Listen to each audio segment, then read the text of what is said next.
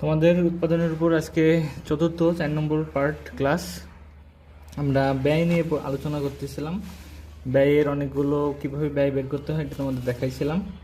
STC দুটো অংশ ছিল, টিএফসি প্লাস টিভিসি, তাই তো।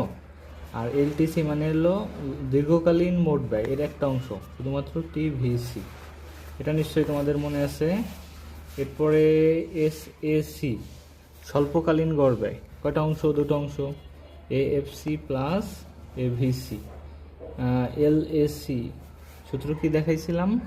শুধুমাত্র এভিসি। আশা করি এগুলো তোমাদের সবই মনে আছে। এখন আমি একটু শুধু চিত্রটা দেখাবো, এটা দেখেন।